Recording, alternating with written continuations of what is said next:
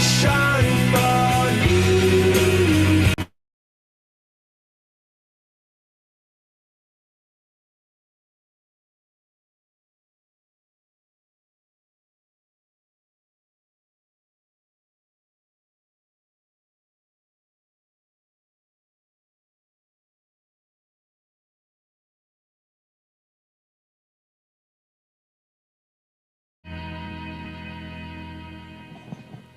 Right. I've had a whip around. I've talked to management, and allegedly they can turn up the thermostat. They may need some more base load power by the sounds of things to do that, but I'm doing my very best, I promise. I do promise you on that one. Interesting morning tea, team, wasn't it? No, it was almost a slender morning tea, really, this morning. I was expecting my pies and sauce, but I have it on good authority. They will be on the menu, so keep your eyes out for that one. I am, of course, just talking slightly aimlessly while I wait for everyone to come in the door. Jeffrey's here. Good on you, Jeffrey. That is fantastic. So I think most of the main crowd is in, and that's good because we've got a really good 2 sessions ahead of us. We're going to focus obviously on uranium, and I mentioned at the start of the day that when I opened up my resources pages, it was talk on uranium. All the media outlets are covering it at the moment. It's that one commodity really where we don't use kilos. Well, in the West we don't use kilos. The Russians may go the other way, or the Russians do, but we use imperial. So I noted that for the first time in 15 years, we've gone past the US $80 mark a pound, which is pretty impressive. And that stands well for all of our presenters in the next few sessions and us as potential investors. And leading our lineup, we have Uranium Royalty. I don't really think that this man needs a lot of introduction. John Borshoff. John Borshoff. He is arguably Australia's most experienced uranium executive, more than 40 years in the industry. He's the man that actually founded Paladin Energy, which he took from a junior explorer. And what were your peak, I think, John, 5 billion? Just a paltry 5 billion. So he's got his fingers in pies everywhere. And he was the developer of one of the first 2 conventional uranium mines built in the world for 20 years. So he's now recognised as a global uranium industry expert, and he's addressing us here today. I'm sure it will be educational, but he also has the investment potential for his company, which is Deep Yellow, which he became part of in 2016. So close the doors at the back. Let's settle in and hear what he has to say. Would you please make John very welcome, everyone? Thanks very much for that kind introduction, and I'm really pleased to be here.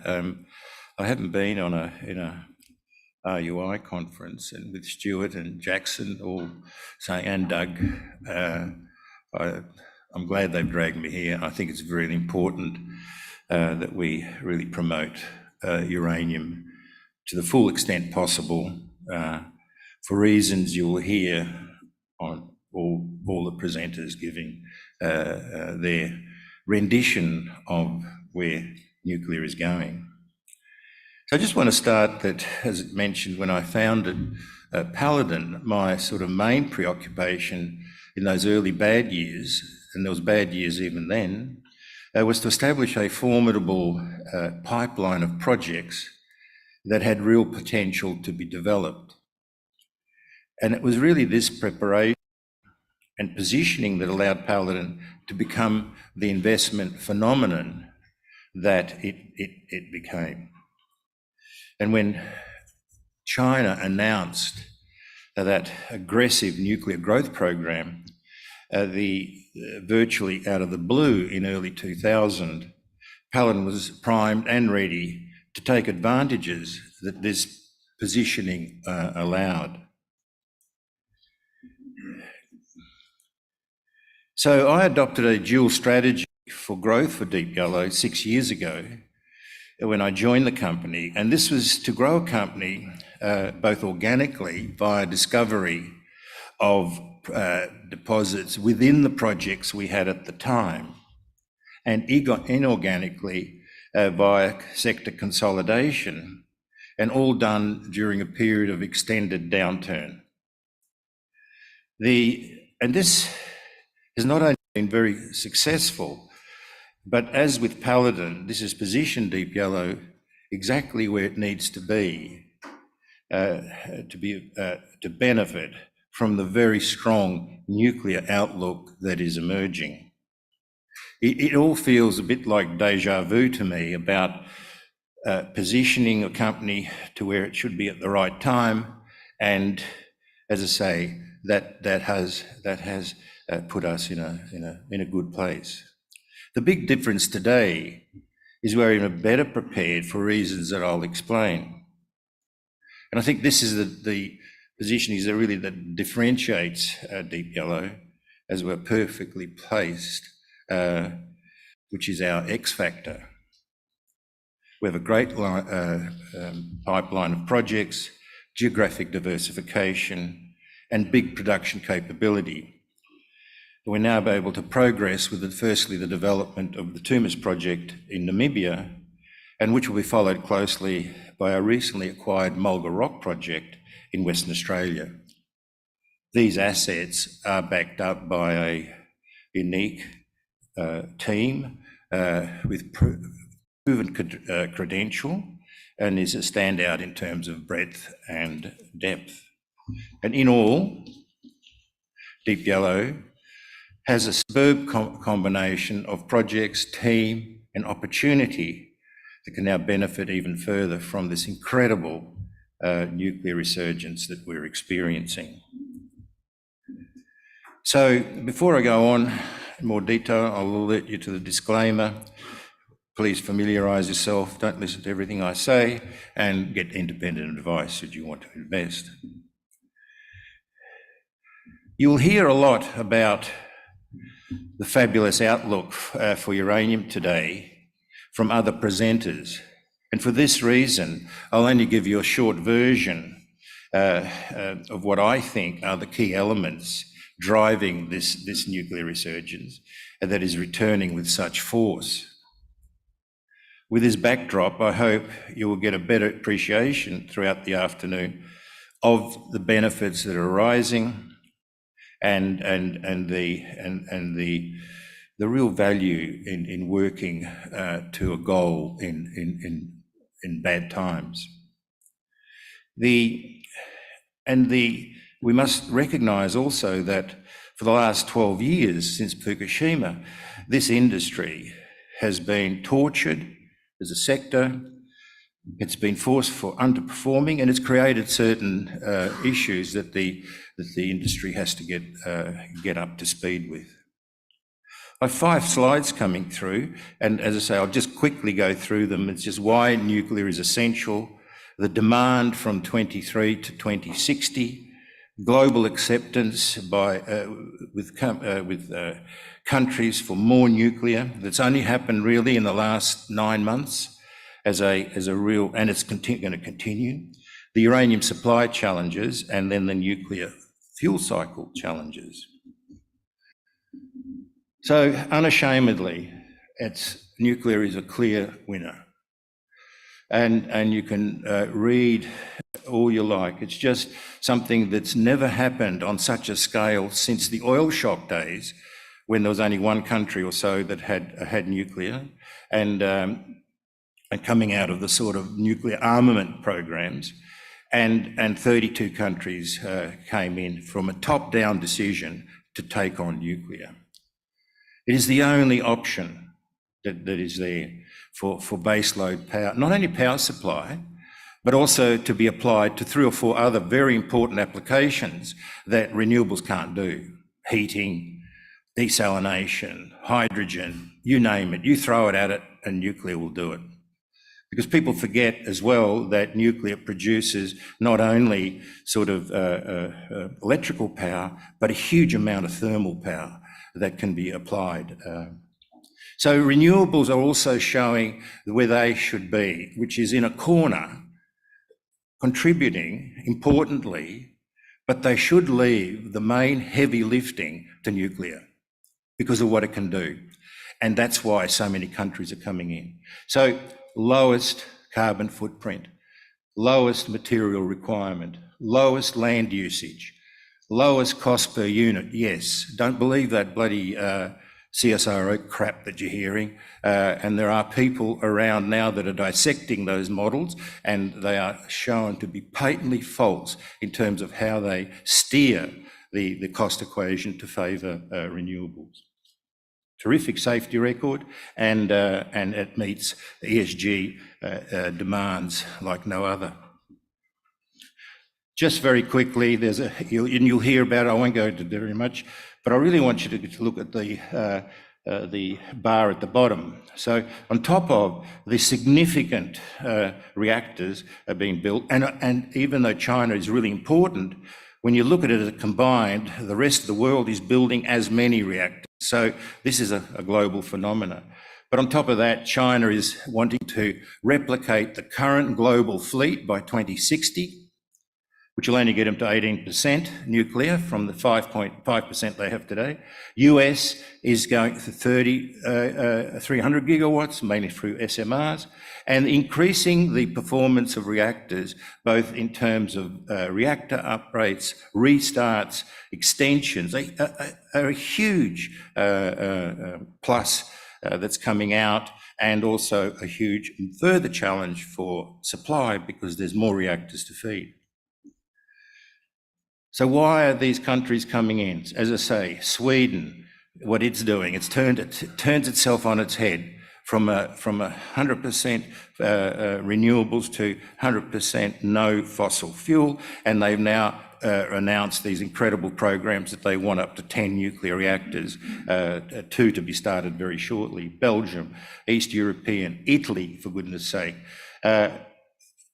France, the return of Korea and Japan.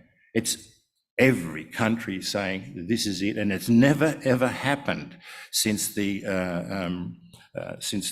oil shock days. And a lot of these, the implications of the has not even been really estimated properly by analysts.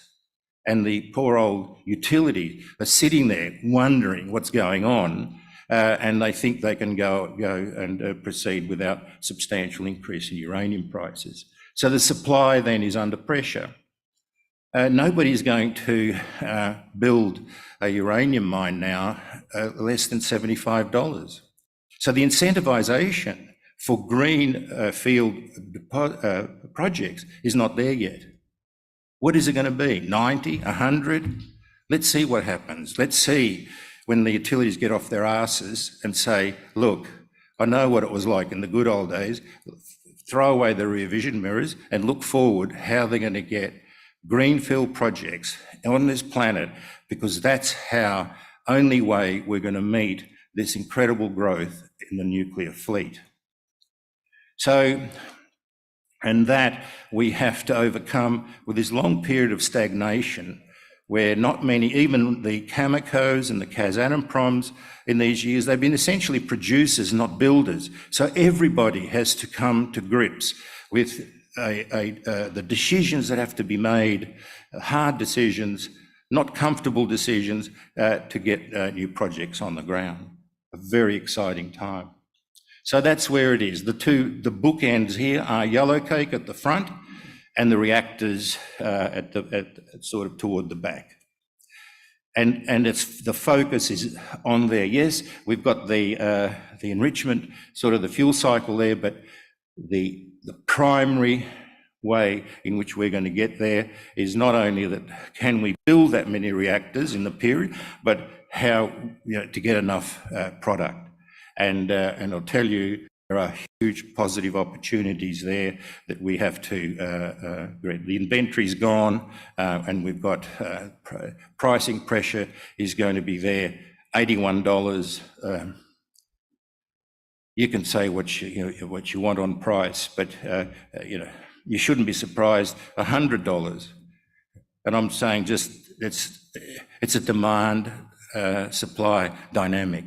And it's not me saying what it is or here, it's the market would make that call to incentivise production over a long period of time. So we've got a great future, and I don't think this is repeated in a long while, even not in the oil shock days. So very quickly then, I've only got 2 minutes. Anyway, so Deep Yellow, there we are, it's positioned. We've got a great spread of projects in Namibia, in Western Australia, the Alligator, which is a great project for the future, and a hard rock in north of our Tumas, but 400 million pounds on the register, and the company is, like most now, reacting positively from the realisation of prices that are coming through, but also in our case from the consolidation and getting 2 flagship projects together. Tumas is in Namibia. It's close by to Swakopmund. It's a great country. You see there, Langer Heinrich is 30 kilometres away, and it's got infrastructure. You'll hear Brandon talk about that, so I'll leave that for him, and what a great place it is to operate. Basically, the project is a de-risked Langer Heinrich. We've turbocharged Tumas with things we learned from Langer, and there will be benefits flowing on from that. That's the program there, 23 we're in. We're optimising the DFS. We'll make some announcements on that in December. We're going into detailed engineering starting early next year, and going into project financing, construction and production in 2026. Good numbers. We've shifted from 65 to 77, and all the parameters are really good. Mulga Rock. What we inherited from Vimy to what we are developing as a project is 2 different things. It's a larger project. It's more uranium we're going to extract, and also some rare earths and battery minerals as an aside. And there we're proving up that we can leach those, so that's all terrific.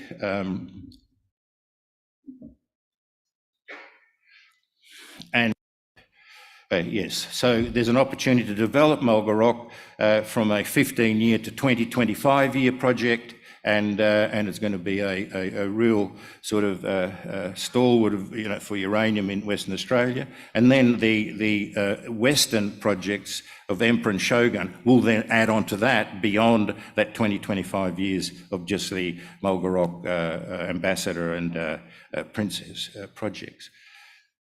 Alligator, I'll just say, we're looking not for a 30 million Narbalek type deposit. We are looking for 100 million to 200 million deposit. There are 750 million pounds found in the Alligator over a very short period of time, and it still beats the Athabasca. This is real hairy country. And so you've got to model your exploration to the target that you're seeking, and we're going to give ourselves 3 to 5 years there. There's our production profile. Tumas in year 2 being 2026, going for a sort of 7 million target. We're progressing those. They're tying it nicely with each other, and this is the positioning that I'm talking about. A really good work stream, great announcements late this year, early next year, and all to do mostly with Tumas and Mulga Rock. Just quickly, we've established the right platform at the right time. The market backdrop is exceptional for not only Paladin, but all the companies that are here this afternoon. Got a good team and board, and we want to become a major producer going into the future. Thank you very much.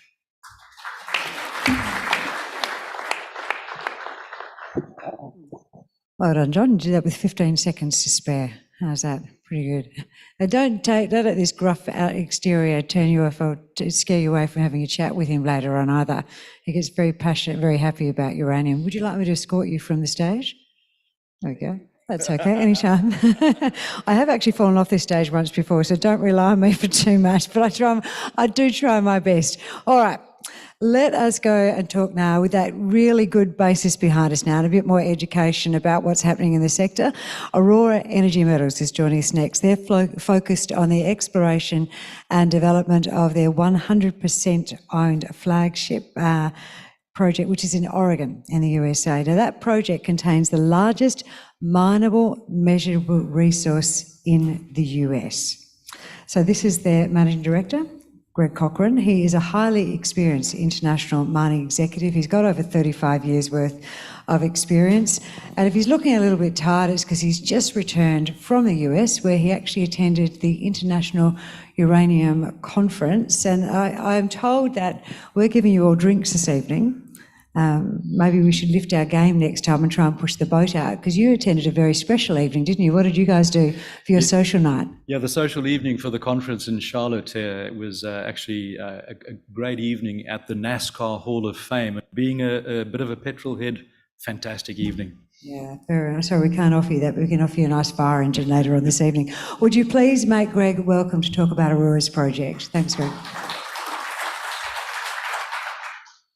Thanks for that introduction, Chrissy, and good morning to everybody. Thanks for sitting in and listening to our presentation. Great, as always, to follow up after John with his fantastic perspective on nuclear and the industry over many, many decades. I still remember fondly the first time I met John in Darba 2006, when I was head of corporate development for Mitsubishi Development, and we were looking at getting into uranium. I think what John didn't realize at the time is I did have a little bit of insight into Heinrich, because Langer Heinrich was drilled out by one of the South African companies that I worked for as a young mining engineer, and I actually met the geologist who drilled it out. I'd never heard of Langer Heinrich, and it had just been sold to Acclaim, who John bought the deposit off Acclaim, and this fellow Joe Hartlib was very nonplussed by the fact that Glencore and Billiton had the audacity to sell Langer Heinrich. I'd never heard the word before, and I said, Joe, what's the buzz? And I never forgot his words. He said, Greg, mark my words, nuclear's time will come, and Langer will be one of the first of the new generation uranium mines to be developed. And John delivered on that promise, so fantastic history there. Bringing it closer to home to us, Aura, draw your attention to the usual disclaimer. Then I'm going to take a slightly different path to what I've historically done with my presentations, is I've kind of like taken a step back, thinking about, okay, why would anybody be interested in uranium? And clearly John's covered some of of my topic there, but I might bring a slightly different perspective. And then specifically US uranium, given that that's where our project is located. And then finally, I'll hone in on exactly the asset itself and what we're up to and why we think it is a compelling investment opportunity. So I guess you could summarize, apart from what John said, I think about it in 3 or 4 different ways in terms of the uranium market. So we've got price and what we've seen just in the last few years, and in particular this year, energy security issues globally, the path towards net zero, which John obviously covered, and then finally thinking about price and inventory depletion, what impact that is having on price and on the aspiring producers. So start off with spot. It's up something like 67% this year alone. I can't recall many other commodities going up that much. I guess you could think about lithium earlier this year, but of course, as quickly as it went up, it tanked again and went dramatically down. So that's the other thing. The other thing is there's a 34% shortfall for this year's supply alone, and that's only going to get worse. So that's really interesting. You say, okay, well, how do we keep the lights on as far as a nuclear power station is concerned when your supply is under threat? And the offset to that is contracting volumes are currently at 10-year highs. And that sends a very clear signal that the utilities are no longer prepared to just rely on spot supply. The second point I mentioned was energy security. So nuclear and uranium is effectively a bifurcated market.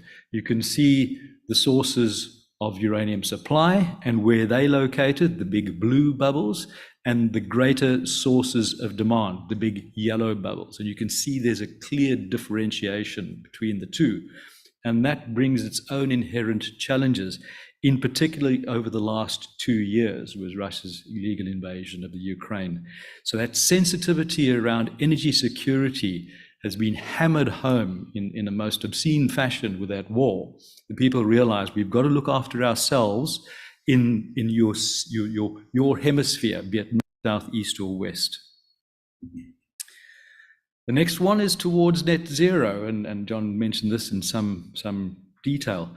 I'd recommend trying to catch the movie by Oliver Stone, Nuclear Now, to get some really good sense of perspective on the history of how we got to where we are today and why nuclear became, coin a phrase, I guess, disenfranchised over the years, but now very much back on the scene. John's addressed some of those points there, and it really is important. He spoke about heating just briefly. Don't misunderstand what he's saying. That's not keeping your home warm at night, although people in Germany did die in Christmas last year because they could not afford their energy bills because they turned off perfectly good nuclear power stations.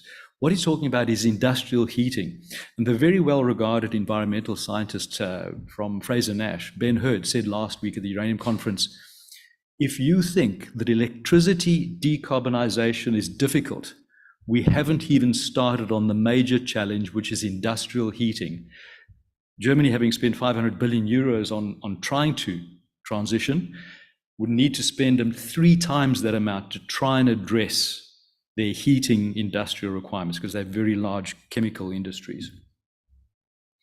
Right, inventory depletion. I did a bit of a bit of marine economics as a young man, and so I try to think of, has the uranium market ever been driven by rational economics? And the answer is no. And it's always been driven by other issues up until recently.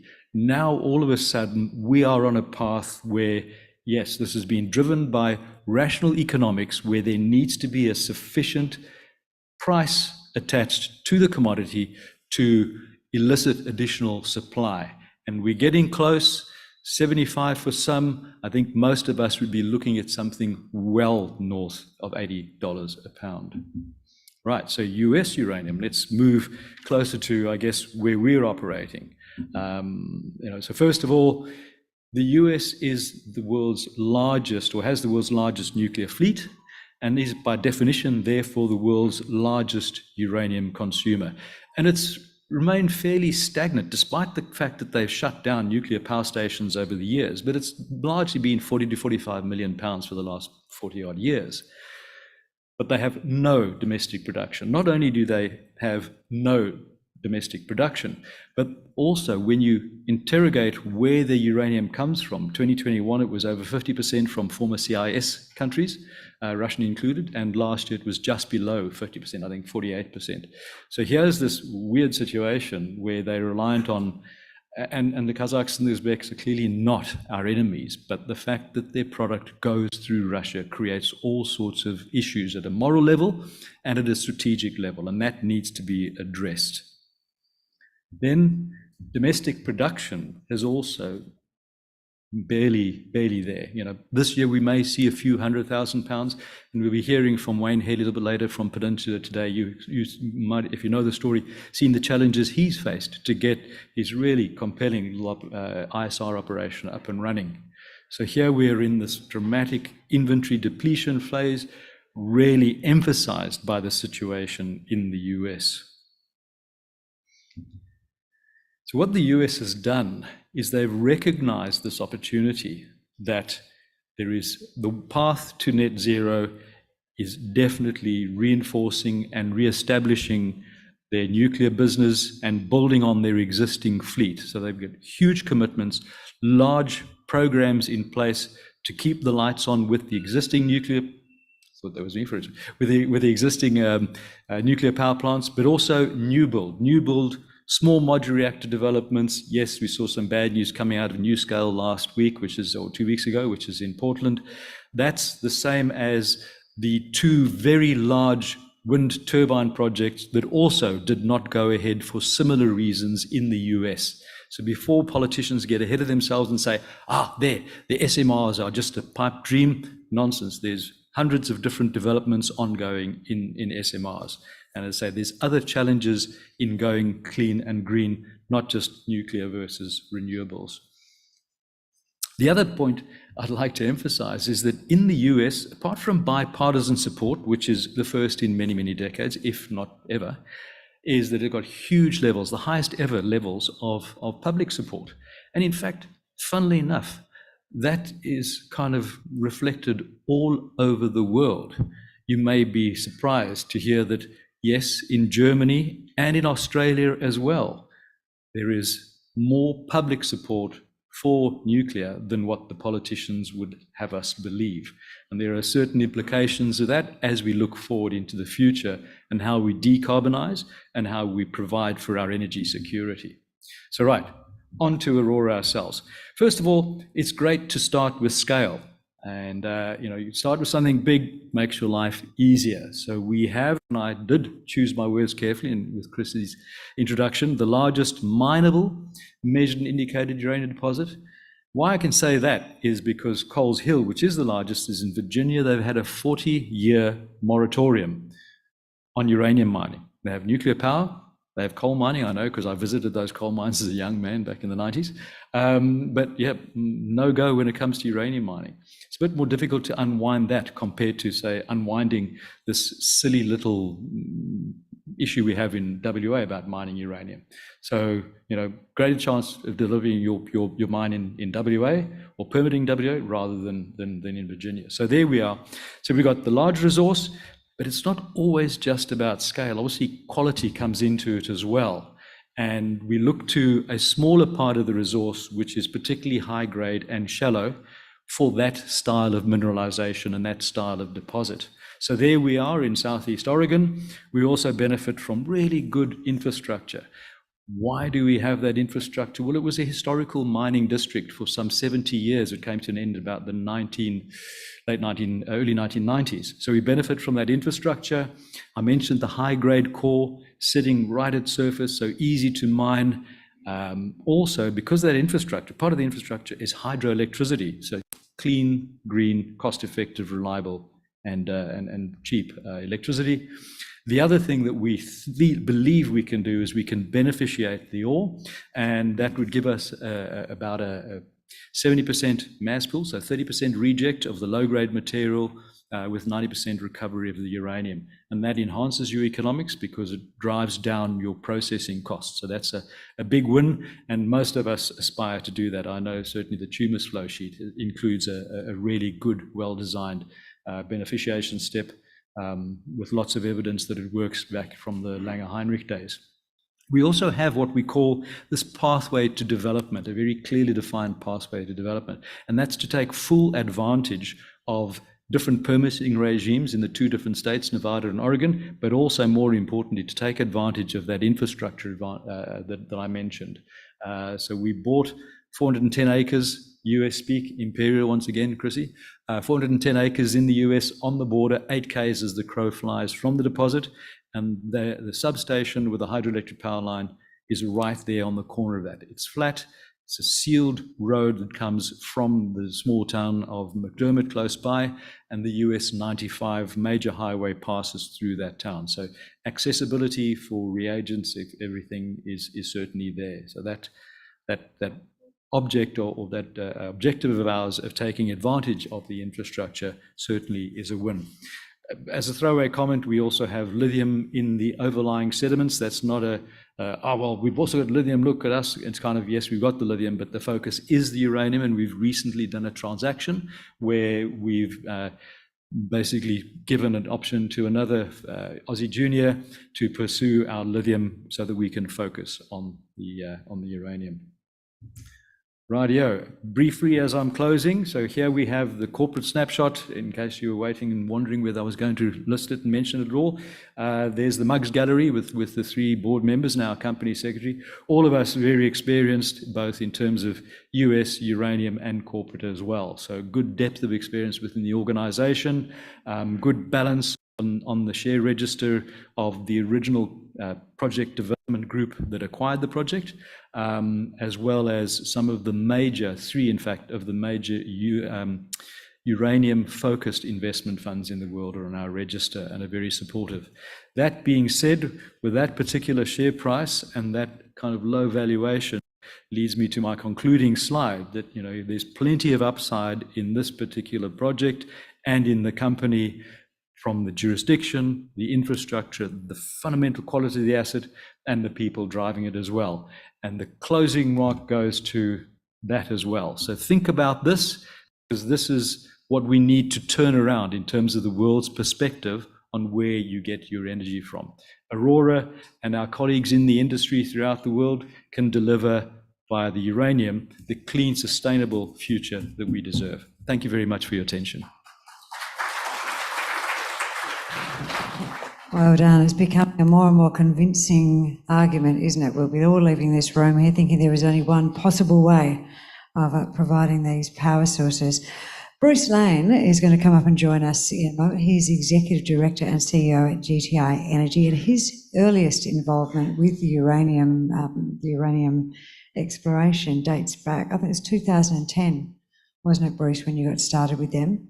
He's got a massive ongoing passion for all the reasons that we've just heard from John and our second presenter as well.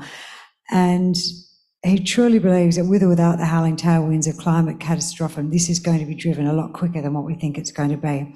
So their projects are in the US. As we've just heard, US is the home to the world's largest nuclear power fleet. They buy about a quarter of their annual global uranium production, almost entirely from offshore.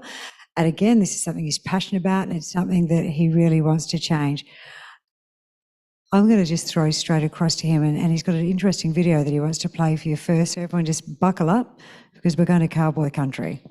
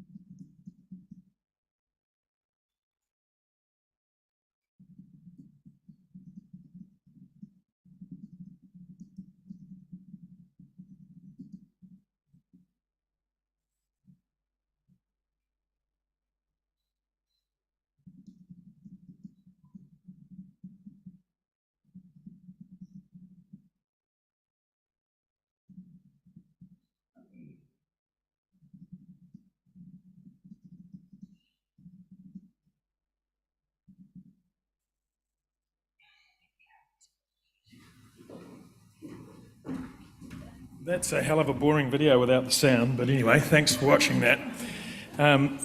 So the good thing about following John and Greg is they've told you most of the background story, and I probably don't need to dwell on a lot of that, so I'll kind of skip through as much of it as I can. So we've got two major bits of activity going on at the moment. One is we're drilling at our Lohuma project in Wyoming, our ISR project, and we've also just conducted some geophysics, which I'll talk about. Get it going the right way, we'll be in business. Disclaimer, not providing investment advice, do your own research, and there will be some forward-looking statements. Price, probably don't need to talk about that. Spot price is obviously interesting, but we're all looking towards long-term contracting price, and we think that's all moving in the right direction at the moment. Greg talked a bit about the US. Clearly the US used to be a big supplier, and I'll talk a bit about that in a minute, of its own uranium, and that has changed dramatically. And there's quite a concern about that, ongoing concern about that, particularly when the US has decided to go to COP28 with an agenda to go from 100 gigawatts annually to 300 gigawatts of nuclear power. So the uranium supply side of that, the fuel supply side of that, is obviously a significant challenge for them that they need to address. And I think that picture probably tells the story. So this is a very interesting and busy chart, but what I'll draw your attention to is that the US used to supply around 40 million pounds of uranium a year until the industry was basically slaughtered by the megatons to megawatts program, which was the reprocessing of weapons from Russia with the Soviet bloc. And so nuclear power providers were basically able to buy pounds for dirt cheap for a long, long time. And you see here what's happened is the industry died, and then we saw the rise of Kazakhstan. And so those are quite significant features.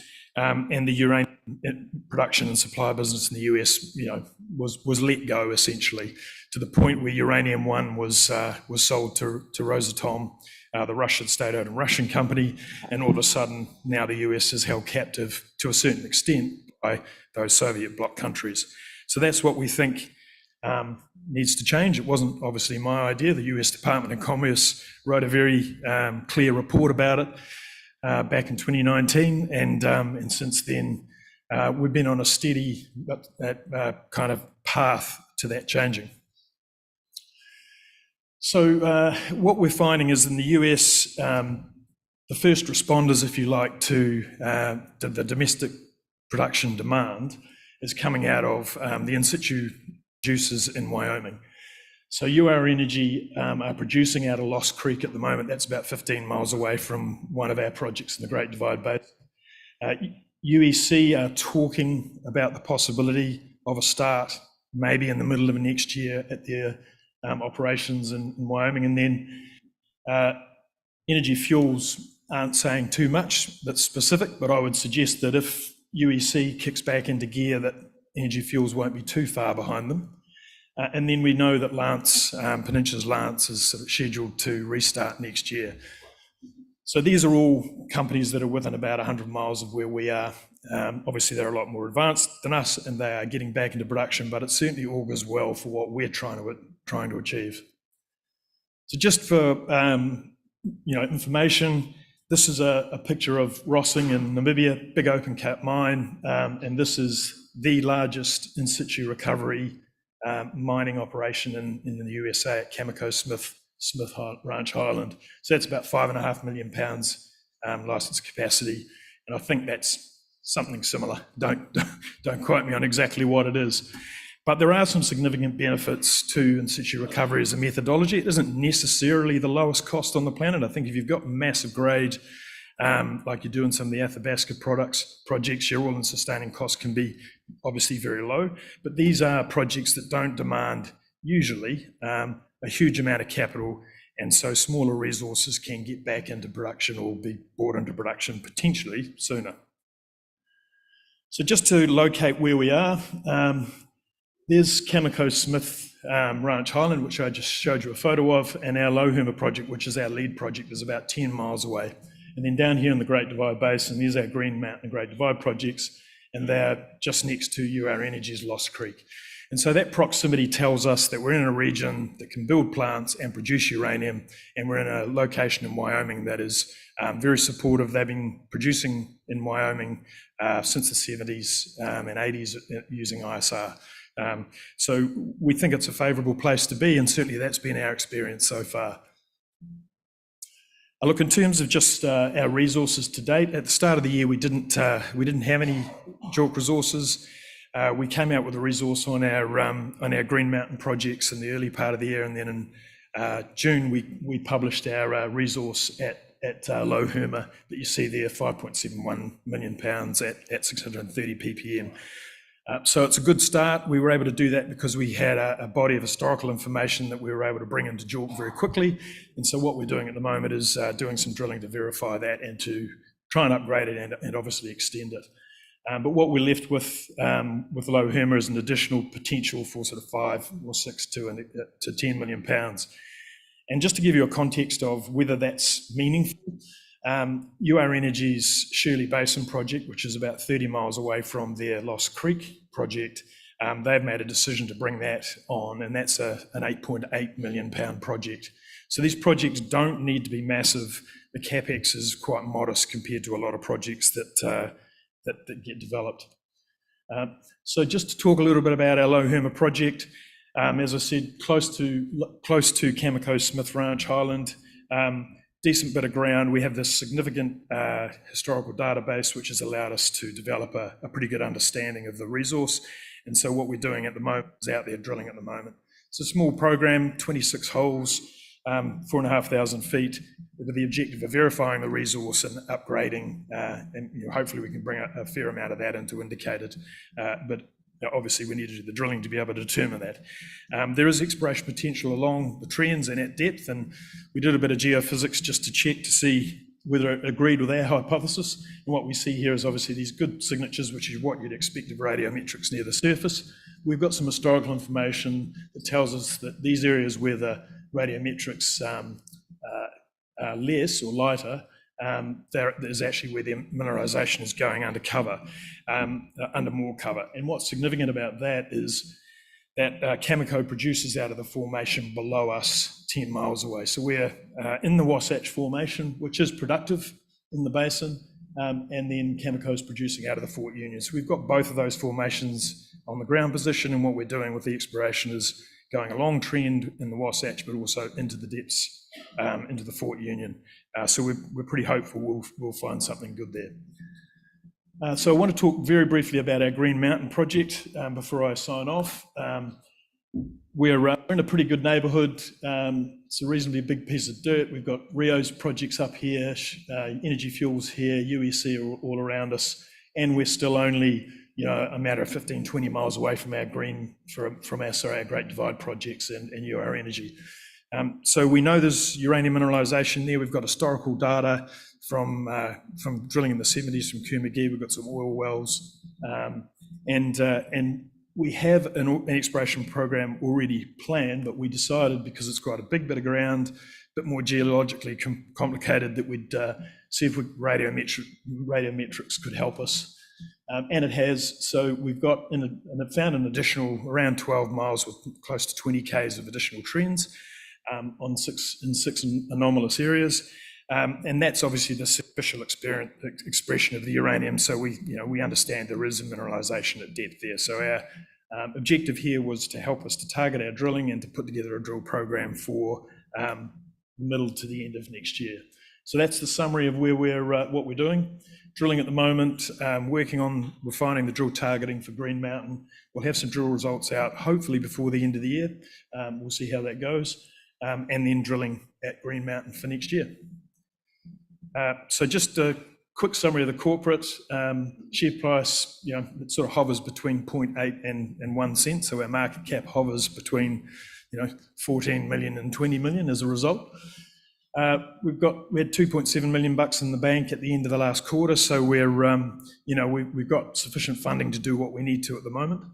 I'll draw your attention to a couple of people on the board. Jim Boffman, who's a local in Wyoming, who's exited one company which was High Plains Uranium to Uranium One in the past, and Doug Beam, who's been drilling for and developing Wyoming ISR projects and various other projects since the 70s. So we're in pretty good hands from an exploration point of view. Obviously, we are an exploration company.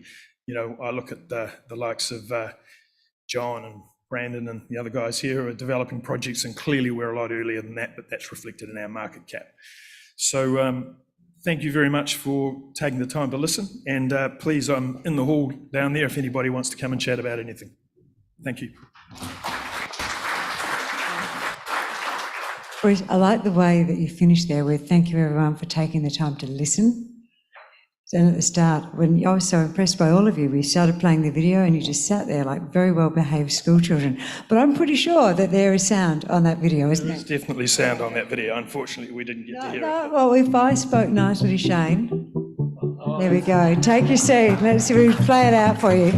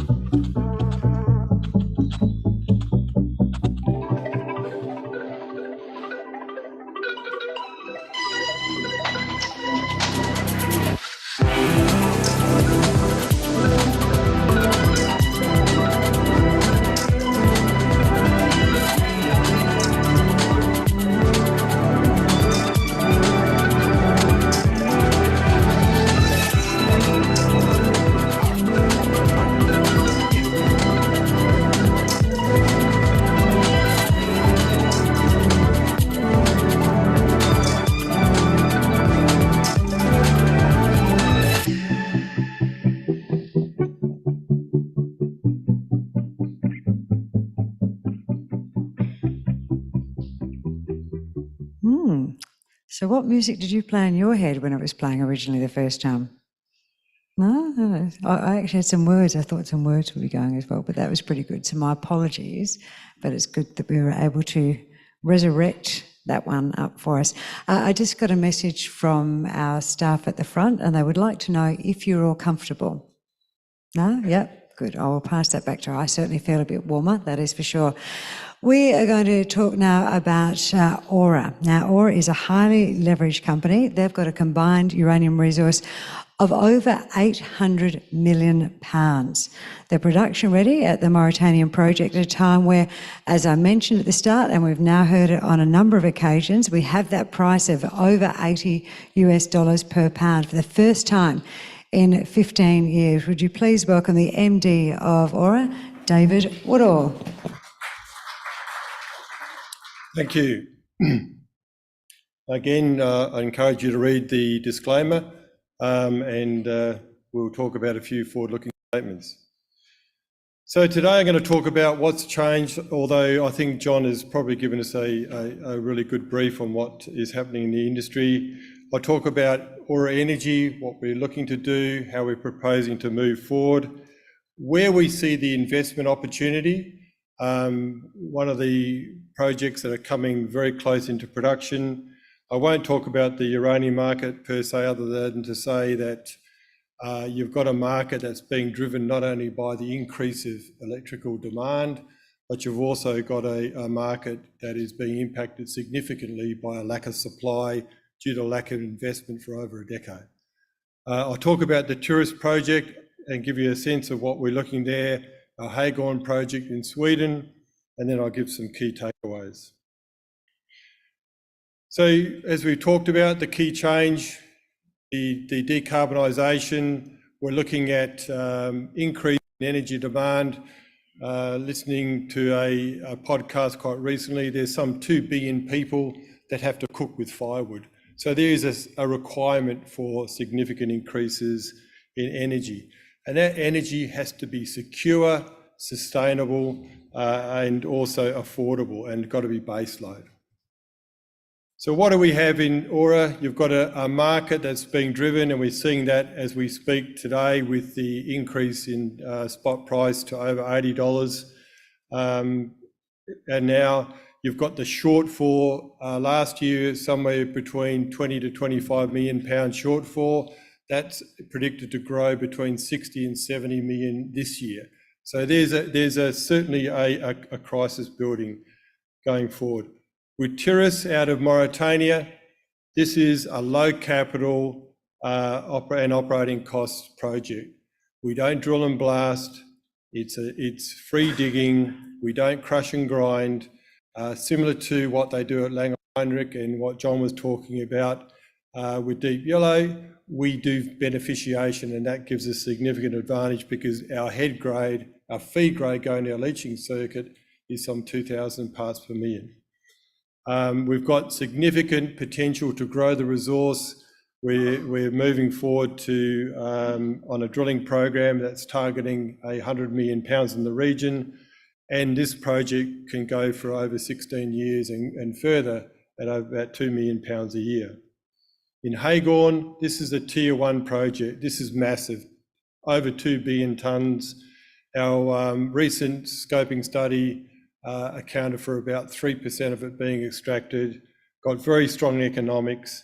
And with the change that is occurring globally, and especially in Sweden, with a clear statement of going to 100% fossil-free energy, an expectation between 8 to 10 reactors being built in the near term, the country is changing. So you look at Tiris, you've got 100 million tonnes, just under 60 million pounds, 16-year mine life. It's development ready. So we've got exploitation permits in place. We've got environmental permitting in place. We have, in the final process, I spent this week doing a final review on the capital and operating costs for our feed study. So that's that'll be released imminently. And an export permit is in the process. So under Mauritanian law, you get an exploitation permit. that entitles you to get an export permit, provided you can work and deliver the standards and protocols to move a Class 7 product through the country.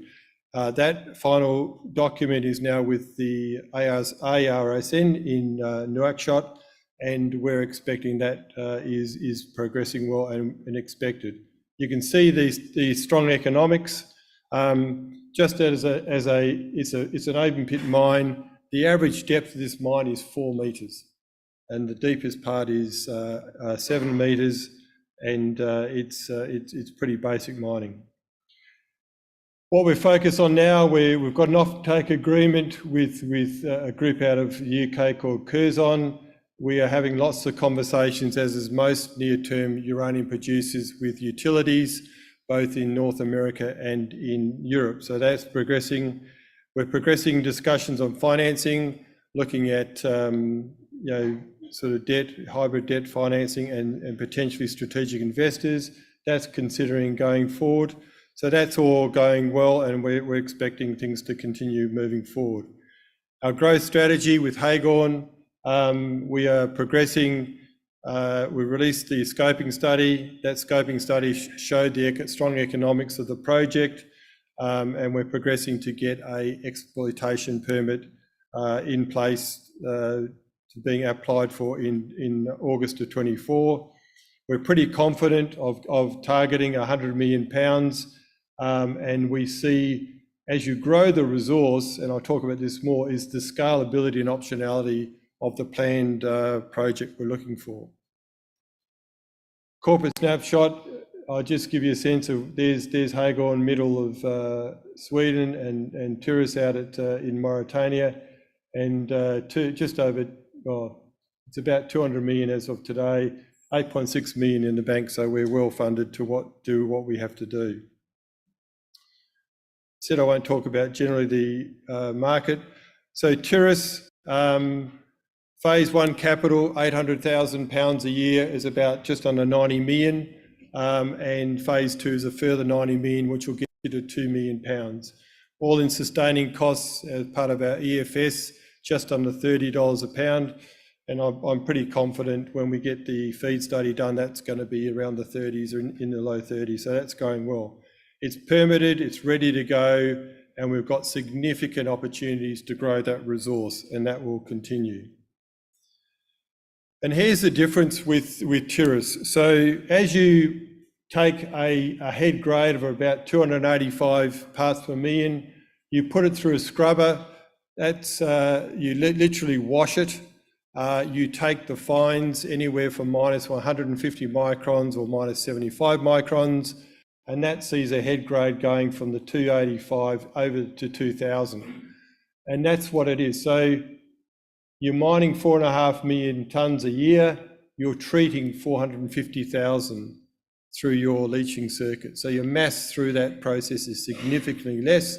So that means your leaching circuit's smaller, your ion exchange, and so on and so forth. So that goes forward. So in our EFS stage, we build 4 of these beneficiation plants, which is basically a sizer, a scrubber, and filters, and from that then it's pumped anywhere between 6 to 15 kilometres back to a centralised leaching circuit.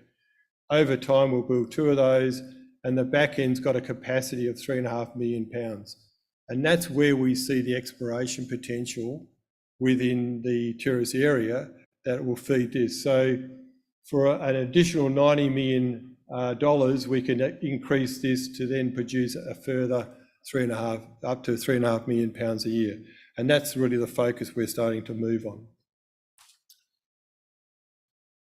So you can see the economics. What are we doing this year?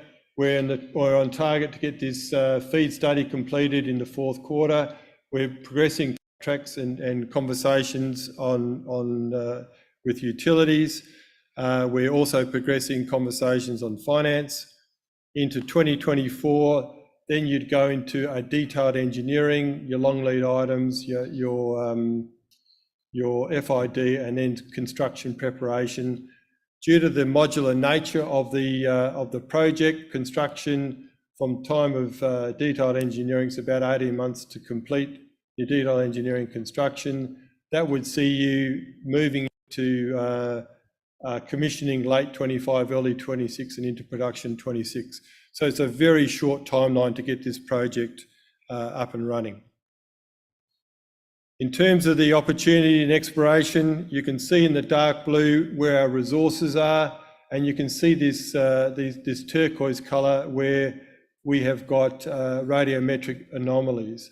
And this is where we see significant opportunity to grow our resource beyond 100 million. And the drill is now mobilising from Côte d'Ivoire to Mauritania as we speak. Why are we confident?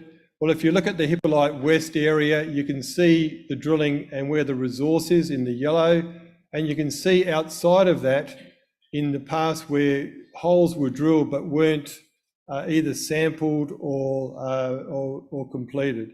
So we can see areas in here that we're pretty confident, and in all of our areas of interest, we are pretty confident we'll add some pretty low cost additional resources. So we're spending about 1.8, 1.9 million Australian, and we're targeting somewhere between 8 and 30 million pounds and beyond. So that's where we see ourselves going forward. It's all within what we know, stepping out beyond it, and we see significant opportunity to grow. In Hagon, Hagon is a Tier 1 project. Those who've worked in Europe, there's a lot of progress in Europe for Europe to become more self-sufficient. Mining is not something that's been done very often. Say in Sweden, the last large mine that was built in Sweden is some 25 years ago, and yet it's got a significant history of mining, and they want security and security of domestic supply. You're seeing in the government earlier in the year passed or made a statement regarding its requirement to become 100% fossil free. Recently, the government introduced legislation to increase the amount of nuclear reactors in the country, somewhere between 8 or 10. So, and as other speakers have talked about, the momentum in Sweden is people in Sweden are actually pro-nuclear because they see after last winter that the prices went so high that people could not afford the heat and look after themselves. Part of the process in the Hagon project is vanadium, and vanadium, the redox flow batteries are a significant component. So in the world today, you've got about 100,000 tonnes of vanadium being consumed. 92% of that is consumed in steel.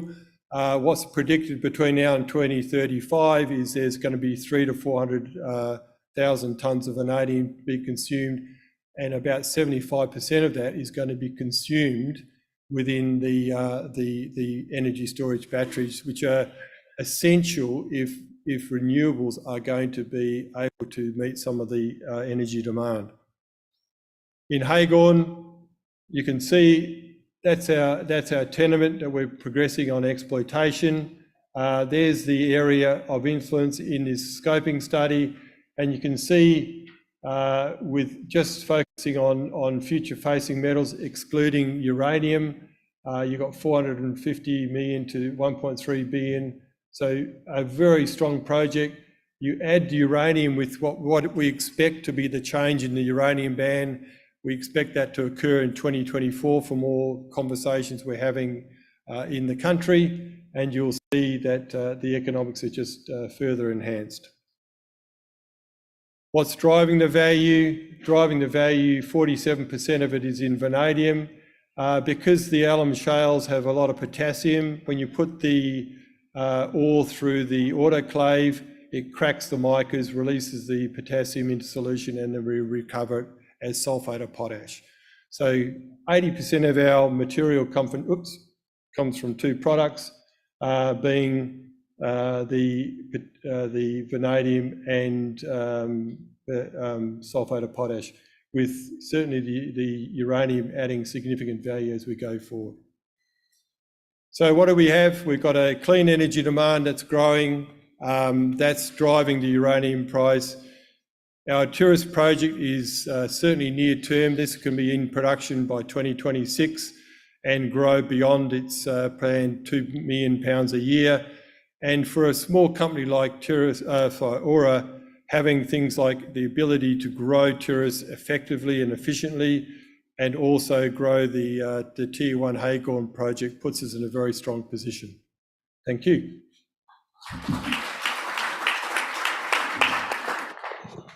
Thank you very much, David Woodall. Would you thank David Woodall from Aura Energy again, everyone?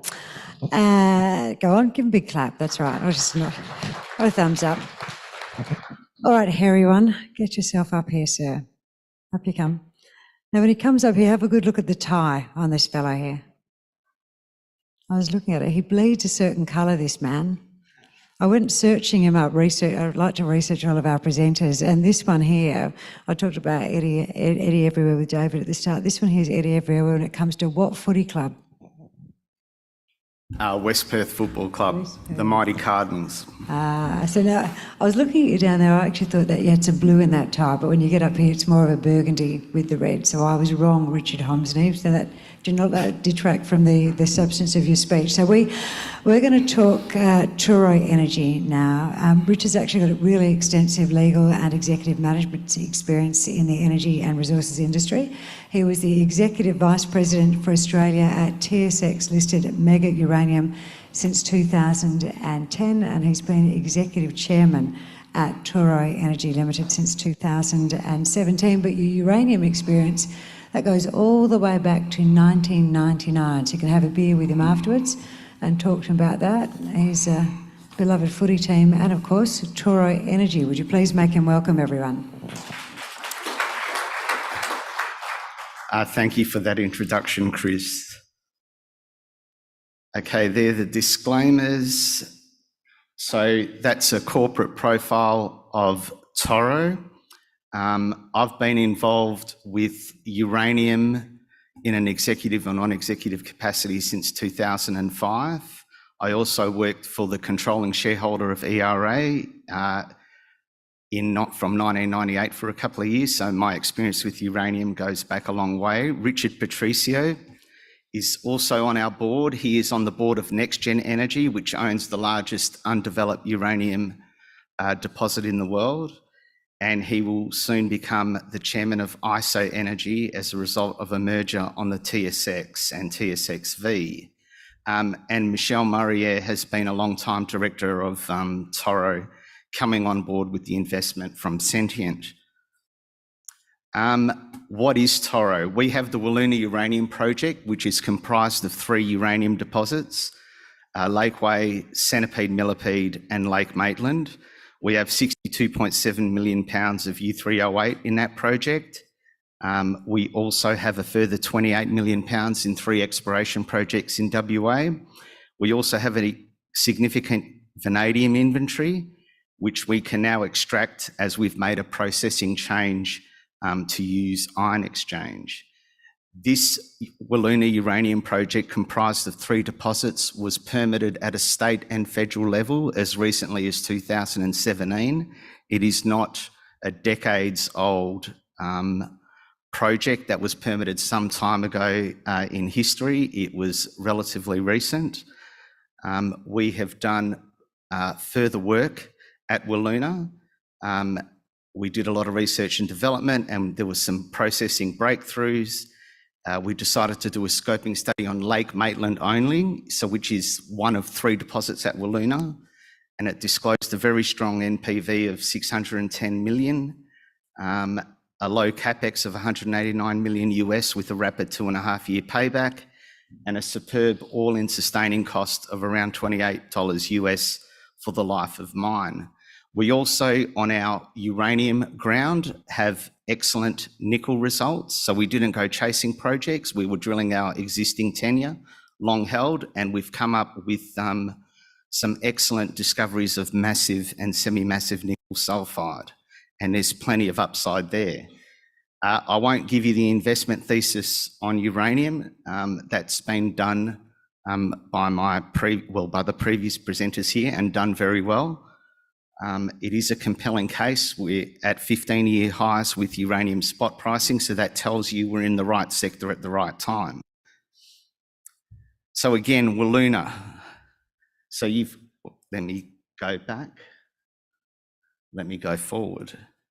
So you've got Lakeway, Centipede, Millipede up there, and you've got Lake Maitland further down. Those are the deposits that make up Wiluna. Again, most of our resource is measured and indicated. It's a relatively shallow deposit. At its deepest, it's 15 metres, but most of the mineralisation is sub 10 metres. We're in a well-established mining area. We've got mining leases, and we've got a significant uranium inventory. So we undertook many years of research and development that bore fruition in the scoping study we released last year. Due to the science, we found that clay-dominant deposits like Lake Maitland would benefit the most. Its feasibility technically and financially would be radically changed with a change in processing flow sheet. So we focused only on the Lake Maitland project because it is the most clay-dominant.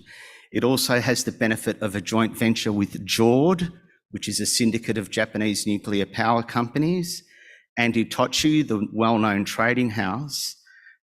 There's a 35% interest that those Japanese parties can acquire in Lake Maitland upon an investment decision by us. They will have to pay $40 million US approximately to buy a 35% interest. So with that in mind, we undertook a scoping study, and we go from in 2014 over 3 deposits having a mine life of 15 years. At Lake Maitland, Lake Maitland only, we go to 17.5 years. We also go from producing 14.4 million pounds at Lake Maitland within the 3 deposit scenario, the full Wiluna project, to on its own, because of these processing breakthroughs, we can produce 22.8 million pounds. So that uplift of 7.4 million pounds, if you multiply that by $80 US spot, that's an additional $900 million Australian in gross product value alone, which is a mind-blowing number. So we disclosed an NPV. Our base case is 610 million NPV. However, in today's reality, with the revised uranium price and the current exchange rate, scenario 2 of $676 million is more likely and more representative. And again, that's with the $70 U3O8 price. If we assume an $80 U3O8 price, there's an additional $350 million Australian in gross product value, not net present value, in gross product value, that we can add to that 676 NPV number. So again, these are the financial outcomes, which are excellent for Lake Maitland. It's a modest CapEx. We also have lower OpEx. Again, life of mine for Lake Maitland, it's an all-in sustaining cost of $28 US, which is an excellent number, a mine life of 17.5 years, average annual production of 1.3 million pounds, U3O8. And let me just go back. So the average EBITDA is about 100 million Aussie a year. So that's $2 million in EBITDA a week, right, on average. That Lake Maitland, one of 3 deposits, only one of 3 deposits without factoring any material in from Lakeway or Centipede, Millipede, that's what that project can make.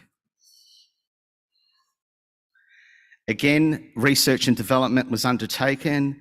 We eliminated a couple of capital-intensive steps. We were able to have a lower pit cutoff at Lake Maitland so we could process more product. Because we can move to ion exchange now, we can liberate the vanadium.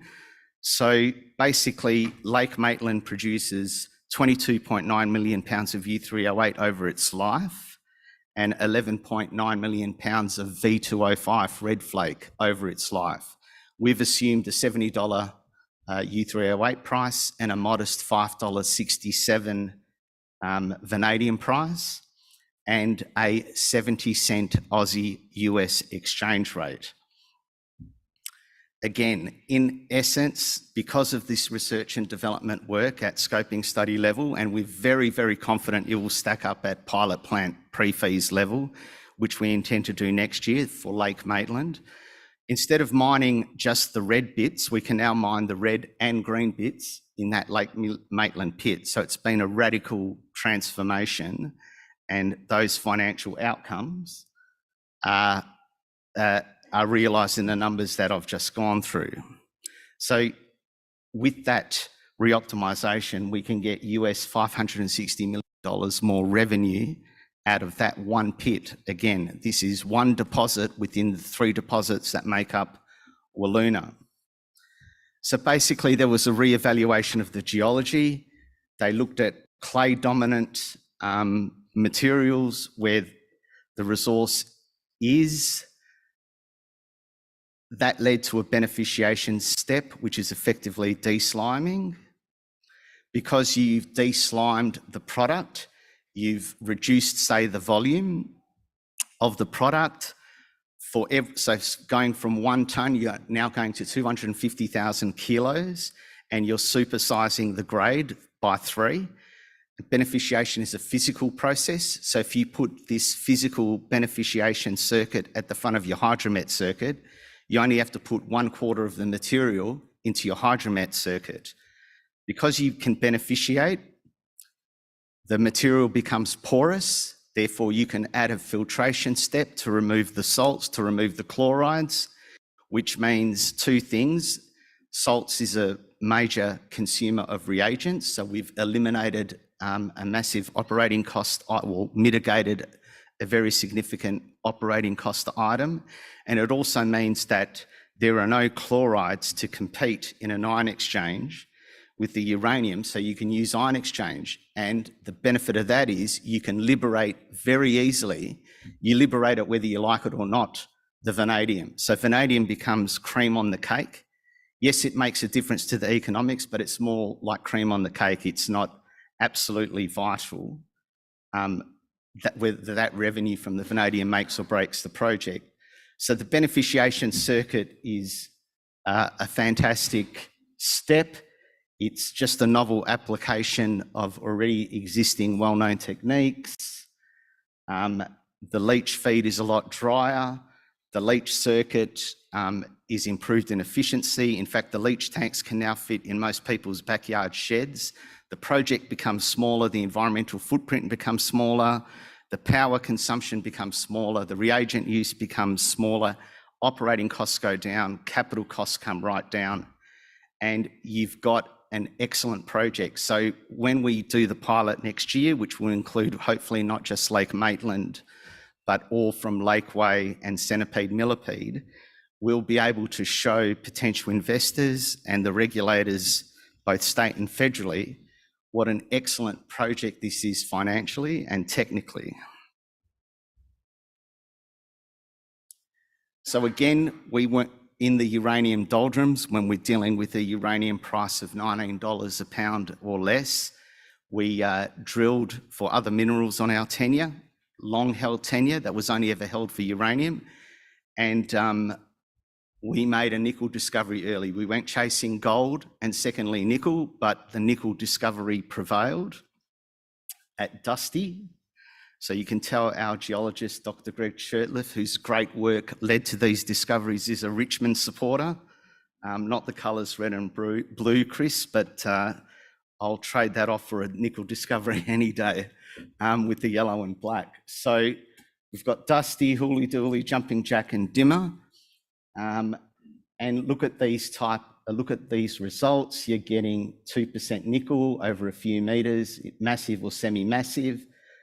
Jumping Jack, 3.45 meters at 1.42% nickel.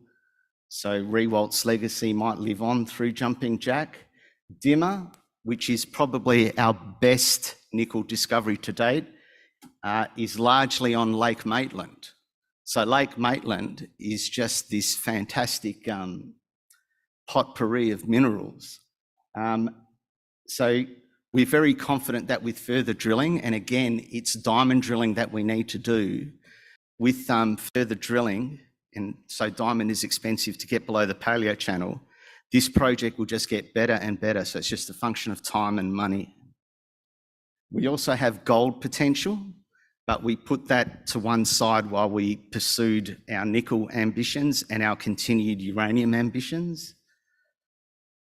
Because Lake Maitland is one of 3 deposits, we have this optionality that we think not many other companies have, in that we've got 2 nearby deposits that we haven't factored in to a study yet, to show you what the economic returns from the broader Wiluna uranium project, what that would amount to. We know that they're not as clay dominant as Lake Maitland, but we believe that the processing redesign and the improvements that we've made there will apply with economic upside at those other 2 deposits.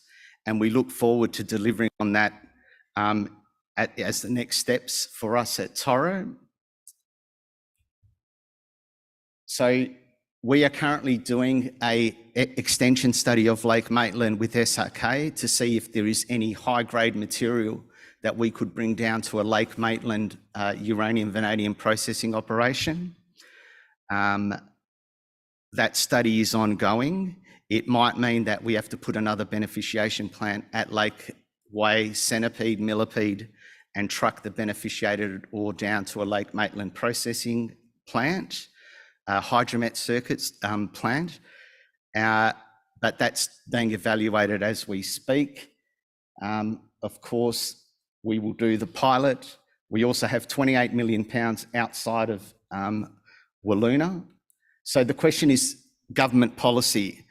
Are you going to continue to penalise Toro for the current WA government policy settings? Can these current government policy settings in WA continue for much longer while uranium surges to 80 and probably will break through 100, will probably break through 120, will probably break through 150, and we'll have billions and billions and billions of dollars sitting in the ground? Will those current WA government policies continue with those returns there to be enjoyed? Thank you all for your attendance today. Good on you, mate. You'll have to have a employment policy for next time, I would just say. I'm sure there's some good geologists who support the right team. Right. Jeffrey, shh, you can talk to him at his booth afterwards. No, Jeffrey, I'm running late.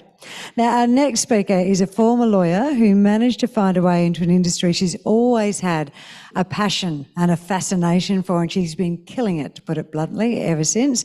She was part of the team of Extract Resources during the last uranium cycle and played a major role in the sale of the company. They had a world-class deposit in Namibia, and you managed to sell it, You were part of the team that sold it to a Chinese-based entity, $2.2 billion. So she's done many, many things in the past decade or so that she managed to find herself in this field that she's passionate about. Right now, she is the CEO and Managing Director of Perth-based 92 Energy. Now, 92 Energy is a uranium explorer that's operating in Canada's world-class Athabasca Basin. And the company has unearthed the high-grade Gemini uranium discovery, and that's got tremendous growth potential because I'll let you fill everyone in on that, but it's a new zone mineralisation that I know has your whole team talking. So would you please make Siobhan very welcome, everyone. Hi everyone. So thank you so much for having me. It's been a fascinating session, taking a spin around the world and looking at where all our potential supply is going to be coming from. And of course, as we know, uranium has just hit $80 a pound in the spot price. And really, this is something that John and myself have been discussing for a while, is a long time coming, because there has been such a tightness in the uranium market now for several years. That secondary supply that we've seen in the market, which has really been filling that gap in the supply and demand, is now all gone. And as we see, you know, the Chinese have been going on a buying rampage around the world. They obviously own 2 of the mines in Namibia. And they've also, just gone and purchased up a huge amount of the Kazakh product. So, it's a very tight market, and I see only very good things to come. The long-term contracting price is also moving up. But of course, just a bit about 92 Energy. We're a uranium explorer. We're in the Athabasca Basin in Canada. It is the highest grade uranium district globally. We have a brand new discovery. It's called the Gemini Uranium Discovery, and it's currently defined over 250 by 290 meters, which sounds small in the context of uranium in Namibia, but the grade comparison is truly staggering. So we have hit 10% uranium, which to compare with the Namibian grades is 100,000 ppm. So there is lots of potential for super high grade uranium in our discovery, but also, the average grade across the discovery is 3 times the average grade globally that is mined in uranium. So an amazing prospect. We've got a well-defined zone already and tremendous upside potential at Gemini. So we're in the investor sweet spot. We've only got a market cap of $42 million, a high-grade uranium discovery with huge growth potential, in a strong uranium price outlook. We have an excellent land package in what I would consider, next to Namibia, the premier uranium mining jurisdiction in the world. It hosts the Cigar Lake and McArthur River mines. It's a great jurisdiction to be operating in. And of course, we had that early success with Gemini, which was discovered on our 4th drill hole ever as a company. So this was some excellent geology from our team, and it really was a greenfields discovery. We tracked some radioactive boulders and the ice direction, and we also had some bog sediment sampling, actually around 500 ppm. So the grades you're looking at Namibia were in the bog around where the Gemini discovery was, and then we flew a VTEM and it had a thumping big anomaly over the Gemini discovery where we're currently drilling at the moment, or we've been working on for the last couple of years. So we're fully funded for our next drill program. This is a picture of the Athabasca Basin. There's a lot of companies operating in Canada in the Athabasca Basin. We started the trend of Australian companies listing on the ASX with Canada Athabasca Basin exploration, and of course due to that success there's been a couple more come into the market as well. As I said, some of these grades are 100 times higher than those found elsewhere. Cigar Lake is only 10 kilometres from our Tower project, and our Gemini project, which is where the discovery is only 26 kilometres from McArthur River mine. In fact, the trend going through Gemini goes all the way up through McArthur River. So it's a very exciting discovery. It's a brand new trend in the Athabasca Basin, and there's lots of potential upside to go. So just for you, for the people out there who haven't seen what 10% uranium looks like, if you take a look at the right-hand side of the slide here, you can see 37,000 on the spectrometer. This is 10% uranium, super high grade. Of course, we've been hitting some nice zones of plus 1% uranium throughout our drilling campaign, and it's very consistent, as I said, in that well-defined area that we're looking at. I'm not going to get too much into the uranium market, but it would be remiss of me not to talk about it for at least a couple of minutes. So 10 years lack of underinvestment. Husab is the last uranium mine to be built. And that was a mine that we sold during the last uranium cycle. It's now the 2nd largest producer of uranium in the world, but really nothing has come into this market for a very long period of time. And the result is a massive supply shortfall looming in the market. We are currently producing less than the demand. And this, of course, is cumulative in the market as the years go on. We've had supply side issues. These, as we know in the industry, are quite common and really aren't factored into the supply and demand schedule put out by the WNA each year. So of course we've had that Niger coup, which has impacted the amount of uranium coming out of coming out of Niger into France, which is 20% of Europe's supply. And of course the reduction in Cameco's supply, which was announced before the WNA. Kazakhs have actually said that they're going to increase supply, but there's issues around logistics in Kazakhstan. So I would watch for potential supply issues going forward there. And of course, the long-term market for uranium between producers and utilities has resumed in earnest. So very exciting time to be in the market. I'm not going to talk about the demand drivers, but clearly the demand drivers are a desire to decarbonise and that energy security that we've been talking about. Small modular reactors are something that really are coming up all around the world, and I think there's going to be a real trend going forward, so watch this space. This is an excellent graph which really demonstrates how the contracting has dramatically accelerated this year. To date, we've had £160 million contracted in this year. It's the highest amount of uranium contracting in the market since Fukushima. And you can see that the contracting really begets the increase in the long-term price for uranium. So it's a very exciting time to be in this market. Just quickly about the GMZ and the mineralised zone that we've discovered, that 43 metres at 0.62% was the 8th best hole drilled globally last year in the uranium market. It's a pretty significant hole. It's a nice consistent ore body or mineralisation, and we've had some nice chunky high grade intercepts within that. You can see those ppm grades if you compare those to the 500 ppms that you'll get in Namibia. You can just really see the grade upside there. And it does remain open. There is potential for additional zones. We just recently hit this structure on the eastern side of the GMZ. So you can see the well-defined mineralisation in the red blob. But if you move over to the east, you can see that we're hitting mineralisation at GEM 2375. It was an absolutely beautiful hole that we drilled there. It had uranium in it. It had copper in it up to 3.8%. So there's lots of other minerals moving through the system. It just shows the fertility of the system. The potential strike length along here is 600 metres. It's largely undrilled.